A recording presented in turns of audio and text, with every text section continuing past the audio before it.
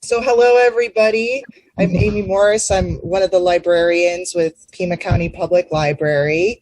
Me and Carl, my uh, associate over at Pima County Public Library, we're going to be facilitating and moderating this interview for the Tucson Festival of Books Teen and Tween audio interviews. And today we are interviewing Kimberly Willis-Holt of When Zachary Beaver Came to Town. And she's going to be interviewed by Mansfield Middle School. And their group leader is Emily McCann. So welcome and thank you, Kimberly, for joining us. Oh, it's a pleasure. Thank you for reading my book. That means a lot. Okay, so first of all, I want to thank Mrs. Holt again for allowing us to interview and taking the time out of your own day. And I also want to thank Pima County Public Library for helping setting this up, and also the Tucson Festival of Books for helping setting this up.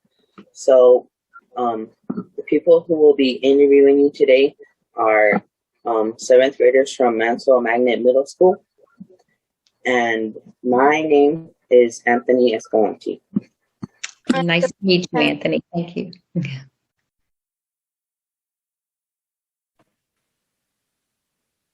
And I'm Sophie Marquez. Hi, Sophie. I'm Nikolai Zarenda.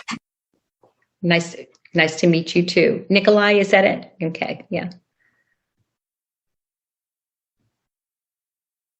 I think I have the first question. Do you consider The Ambassador of Nowhere, Texas a sequel to When Zachary Beaver Came to Town, or something else? I consider it a companion novel.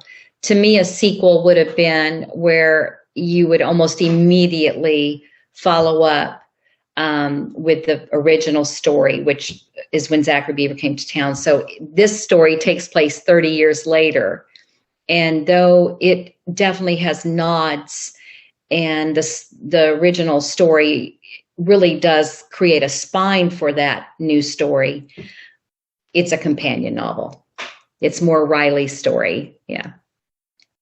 So it's a new story too, so it's a standalone. You could easily pick up Ambassador, and that's happening, where people have told me they read Ambassador and they said, oh, I never did read When Zachary Beaver Came to Town, and they're going back to it. And that's fine. I worked hard to make it be able to be read like that. Yeah. And what do you mean when you dedicated the book to the children of 9/11? Who are the children of 9/11? To me, the children of 9/11 are the ones that lost loved ones in 9/11. Whether they were first responders, kids like Joe, or people that had a parent like my friend did that was working in one of the towers and died. Yeah. What did you consider the key challenge about writing about 9/11? About writing about what? I'm sorry. What did you consider the key challenge about writing about 9/11? About 9/11? What was it hard, or was it easy? No, it was hard. The chapter where 9/11 actually happened, I avoided writing it for a while. And so I wrote a draft of it. My daughter, who's my first reader and has been since she was 7 years old, read it, and she's very honest. And she said, I think it needs to be spare. And when she said that, it released something in me. And I was able to move out of what I was worried about might come across as melodramatic. And I was just having such trouble with it. And when she said, I think if you write it more spare, you can do it. And and it can be effective. She talks like a writer because she's a writer too. She's not published, but she definitely is a writer. And so I was able to do it because of that, but it was really hard. And I had to research, I was around during 9/11. I remember how I found out about it, but I needed to remember or to know how it really unfolded. Thank goodness for the New York Times because, you know, they did an excellent job in covering that day and covering the days after and months after, you know. So I used that as my main source. But yes, it was very painful to put myself back there. And then, of course, having to do it with Joe as well. And one thing that helped me in writing about Joe's point of view was that my friend who lost her dad there, having that conversation with her, or 2 conversations in particular, that helped me. And I'm talking about what I was relying on memory. She didn't even know I was writing a book about this. She didn't know I was touching on this. I told her after the book was done. But I think it has an emotional truth because of her emotions.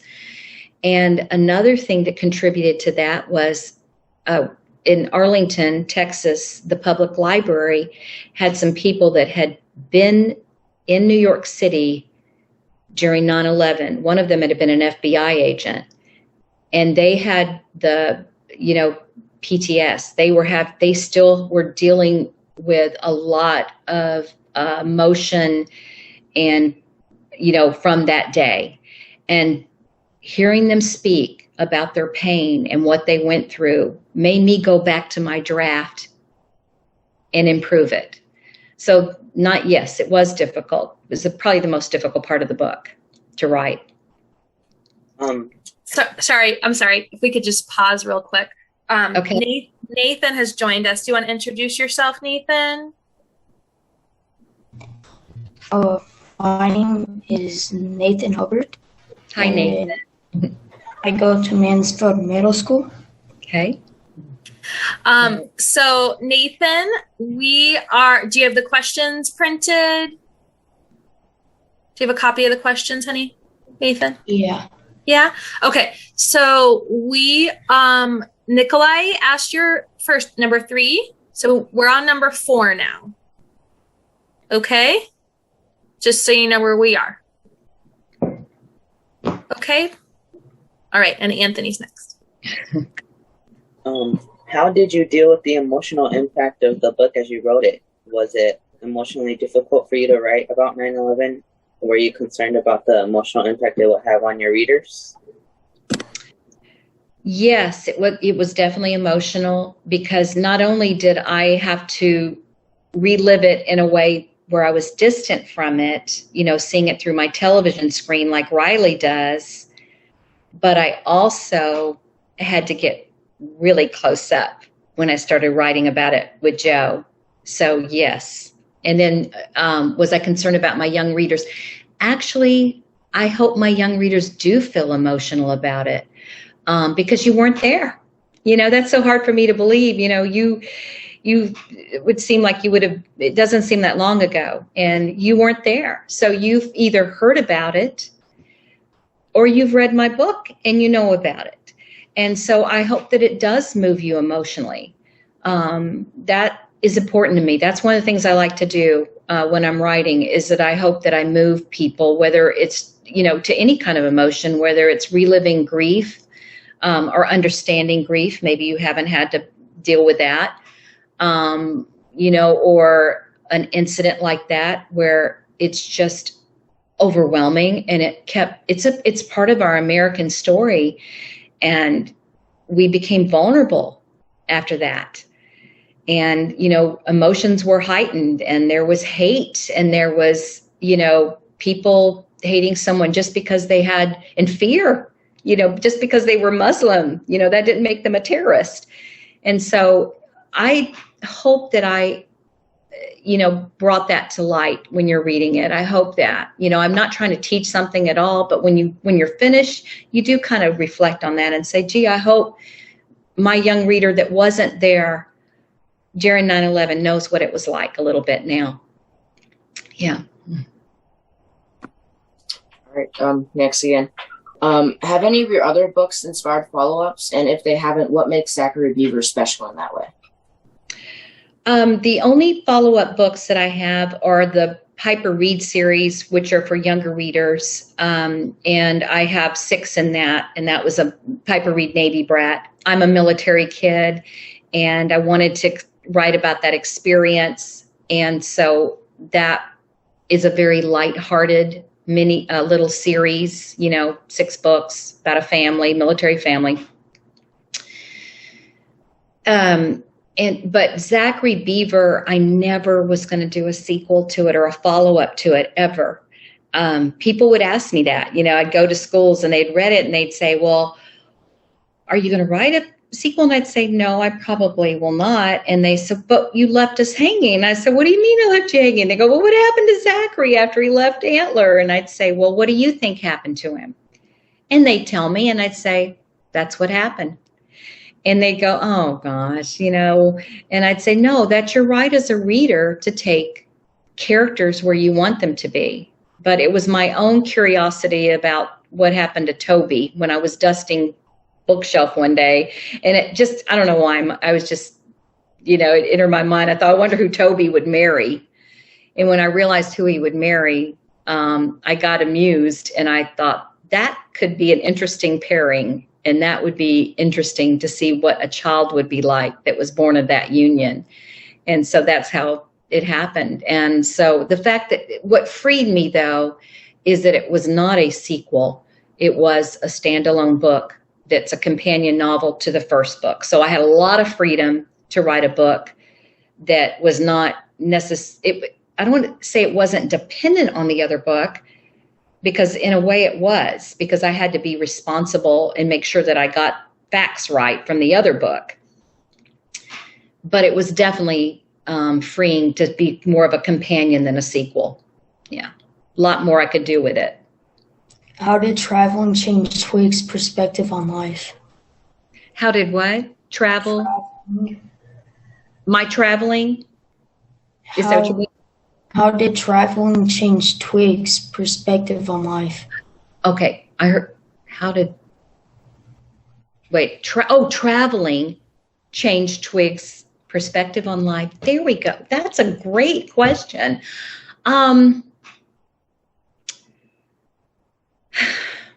That's so interesting. I'm going to have to think about that a second. Obviously it did. The problem was, what changed for her is she was away experiencing all these she's a free spirit. And that trip to Spain, definitely spoke to her in that regards. She had her first kisses there and, just that life and getting to know family members, distant family members. However, what happens to her, what really changes her is what happens when she comes back and finds out that while she's gone, her parents have broken up. So maybe the fact that she went away and all of this happened and she came back and life had changed as she had known it. So. Did you have any experiences like Riley did when she and Twig stopped being friends? What have you learned about friendship since you were our age? Did I have experiences like Riley? I didn't hear the first part of that sentence, or didn't understand it. Did you have experiences like Riley when she and Twig stopped being friends? I did. I did have friends that, I think I was a little bit like Riley. I looked for my value, my self-value in other people. I can think of friends that I had throughout my childhood that were like Twig in the respect, not that they were just like Twig, but they were more outgoing and seemingly more confident. I say seemingly because I think Twig is insecure. I think there's a side of her that's very confident, but I think there's a side of her that's very insecure and jealous. She's jealous. And, that was hard for me to see sometimes. Why would somebody be jealous of me, and not want to, wants to put me down or make me feel undervalued. Although she also valued people that were the underdog. She was always defending the underdog. But she was comfortable having friends that were the underdog. She didn't want someone that was her, what she thought is her equal. And I feel like I was that way. I always looked for my value when I was your age in other people. And that's kind of what happens to Riley in that story, is she starts to value herself when she picks up that mandolin and she opens the window and plays. When she decides, I'm going to win that game, I'm going to go for it. I'm not going to give up. Almost does, but doesn't. She's changing. Yeah. So that, I'm trying to think of when that might have happened. That probably happened a lot later for me, to be quite honest. When I started to value who I was, I would probably say I was probably in college, when that happened. So I'm happy when my characters can have it happen sooner in their lives. What do you think the search for Zachary Beaver meant to Joe? Oh, to Joe. I think in some strange way, he identified it with his father. That's why when they think he's dead, it's really crushing. And that's why what gets, Riley starts realizing she wants him to be alive. She wants him to be alive for her dad, but she wants him to be alive for Joe too. She needs to see him alive. And I think that search, that loss, kind of parallels Joe's loss, except there's hope tied to it. Joe will never have his dad back, but Zachary can enter Riley's dad's life again. And so I think that's what it meant to him. And I don't think he would have been able to articulate it that way. But I think I really, as an outsider looking in, I think that's the way he sees it. If Joe and his mother never went to visit New York City, would they have stayed and called Texas their home? I never thought that they would, ever. My editor wanted Joe to stay. And I fought her on that. I said, he's not going to stay. One, I've been to the town that's based on. Antler is based on a little bitty town that I would drive through a lot when I lived in Amarillo, and it was Claude, Texas, and it's tiny. It is such a culture shock for someone who's used to having people around them, more people, even though we all build our own small communities. I don't know why my editor wanted him to stay. I think that was interesting. I think at the end, but this is the thing. When I turned in an early draft, is when she said, he needs to stay. I know he needs to stay. And I said, he's not going to stay. He's going to go back home. And she was, for whatever reason, she felt that he should. And then I realized, I was like, why didn't she get that? Why doesn't she get that he needs to leave and go back home? And then I realized, because I hadn't done my job yet. The book was not ready. I had a lot of rewriting to do to prove to her that they needed to go back. So to me, they were always going to go back. There was no question in my mind. Because what would that have said too? You can run away from your problems. Life's not great. It takes a lot of courage to stay when you've had a loss like that and still make a life, there. Yeah. Good question, though. Thank you.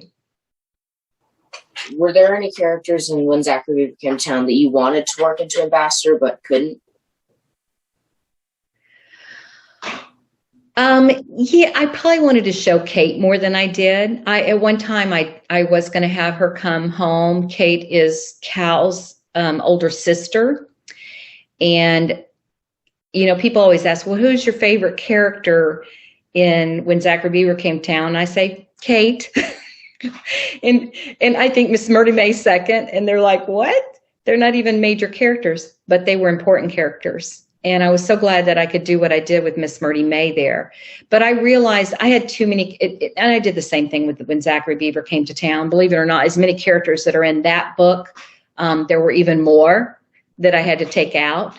And so I knew that I needed to simplify it, and I couldn't tell everyone's story, although you do get a glimpse into what happened to Kate. And so, yeah, I wish I could have shown her more. And she's up here in my head, in my imagination. I already know the things that have happened to her, there. Did you consider any alternative endings? Maybe one where they never found Zachary Beaver, or one where Zachary Beaver never came back to visit? I did. Thank you for asking that. I always knew they would find Zachary. I knew because it was Riley's story, I did not have to show Zachary. And I had him never showing up. I had only the conversation on the phone. And then as I rewrote, I realized I need to see Zachary again. It would have, and it would be less satisfying if he had not shown up. And so, in fact, it's funny, the other day, a lot of times people ask, well, what would you have done differently? And I thought, well, I might have put Zachary in there a little bit more. And then I realized, no, I did the right thing, because this is Riley's story. But yet readers still get to see Zachary. They get to meet him. And that's kind of what would happen if your dad or mom had an old friend from childhood come to town. They're not going to all of a sudden be this huge part of your life unless they've moved back. They're going to be this portion. And I feel like it was the right amount that we saw Zachary. And again, it wasn't a sequel. It's a companion novel. Yeah. Can you tell us about Blanco Bowling Club Cafe? You want me to tell you about it? Is that what you said? Yeah. Yes. That the Bolorama Cafe was inspired by the Blanco Bowling Club Cafe in Blanco, Texas. And you're right, it's supposed to be pronounced Blanco, but they say Blanco there. And it is this little cafe that years ago, when my daughter was maybe 4 years old, we were doing a hill country. It's in the Texas Hill Country, which is not near the Texas Panhandle at all. And we went to eat there and had great pie. And in the back, and you could hear it, there was like 2 or 3 lanes, and you could hear those bowling balls rolling. Well, when I went back to San Antonio and I drove there one time, I decided I would just stop in. This has been a few years ago, before I was going to write the book, Ambassador. And I stopped in and, just to see it. And I got a to-go lunch. And there were the bowling alley, the bowling alley was still back there. Well, then when I started doing research on it, because it had been the inspiration for the Bolorama Cafe, that's when I learned about the 9-pin bowling. I didn't even know about it for those years that it had been inspired it. So that was kind of exciting to start, putting that element in the book. And this is what's so funny. When you start writing fiction, the strangest things happen. My neighbor, who's in the book club with me, is from the Hill Country, and she's about 20 years older than me. Her husband was a pin setter, like Joe, at not that bowling cafe, but another one in another Hill Country, because it's very much, the Hill Country has a lot of German settlers. And so that's a German, game, bowling. And so there's the ones that are left in Texas. That's where they are. They're all concentrated in the Hill Country. And so I had fun with that. But that was, it was fun to talk to him, about it. And it just grew from that one time that we ate 29 years ago at the Blanco Bowling Club Cafe. And we went back there. My husband and I we did a trip, and I watched people, play it and tried to understand the game better. And the lady behind the cafe bar, or inside the bowling cafe part, she was explaining things to me too. So it was really a fun element to be able to put in. That's what's fun about fiction. It's kind of like going on an Easter egg hunt.